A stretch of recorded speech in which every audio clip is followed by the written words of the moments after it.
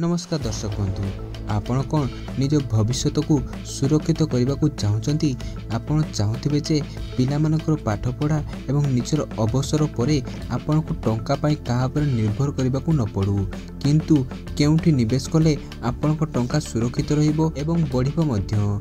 आज मु आपण को आपणकर आर्थिक लक्ष्य अनुसार 5टी सर्वोत्तम इन्वेस्टमेंट प्लान विषय रे कहिबी।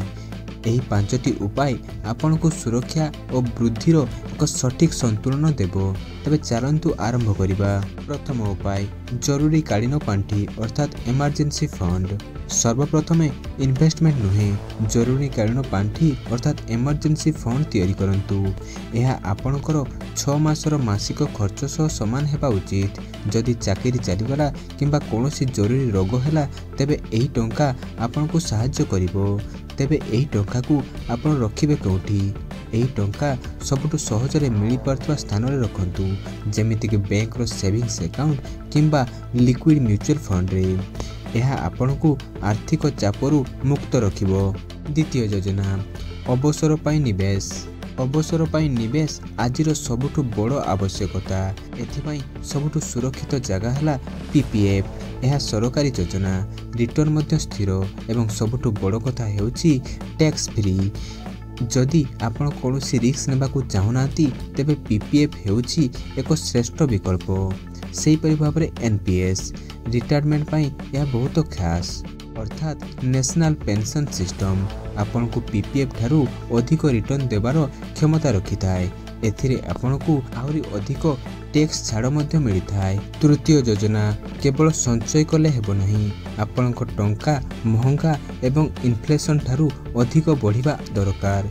सेथिपाई इक्विटी म्यूचुअल फंड रे सेथिपाई लंबा समय पाई म्यूचुअल फंड सबुठु भलो। सेही परि भाबरे आपण एसआईपी मध्य स्टार्ट करि परिबे। आपण टिके टिके टंका एसआईपी माध्यम रे म्यूचुअल फंड रे लगांतु। लंबा समय रे एही निवेश 12 रु 15% पर्यंत रिटर्न देवार क्षमता रखे जहाँ मुद्रास्फीति को सहजरे हराई परिबो। चतुर्थ उपाय सुनारे निवेश। संकट समय रे सुना हेउछु सबुठारु बड़ साथी काहेकि ना अर्थनीति रे विपद बा अस्थिरता जेपरिक युद्ध किंबा महामारी आसिले शेयर बाजार खसी जाए किंतु सुना दर बढ़ी थाए। तेणु आपणकर मोट निवेश रे 5 रु 10% सुनारे रहिबा उचित। तेबे सुनारे आपण किपरि निवेश करिवे? सुना अलंकार किनिबा परिवर्ते आपण गोल्ड बॉन्ड किंबा गोल्ड ईटीएफ रे निवेश करंतु। यह सुरक्षित एवं निरापद मध्य एवं एथिरे कोनोसी मेकिंग चार्ज लागे नहीं। पंचम उपाय सुरक्षा पाई बीमा अर्थात इंश्योरेंस।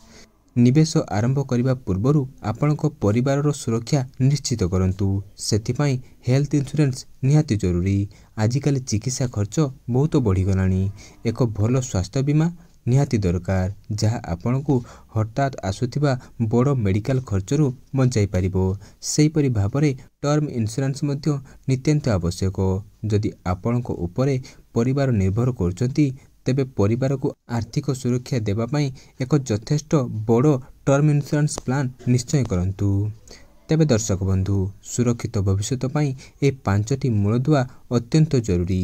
तेबे सर्वप्रथमे आपण केउथिरु आरंभ करिवे हमको कमेंट बॉक्स माध्यम रे निश्चय जणांतु। एही सूचना जदि आपनको भलो लागि थाए तेबे वीडियो को लाइक करंतु एवं आपणकर सांग मानक सहित शेयर करंतु। एही परि अधिक वीडियो देखिबा पाई हम चैनल को निश्चित भाव रे सब्सक्राइब करंतु। धन्यवाद।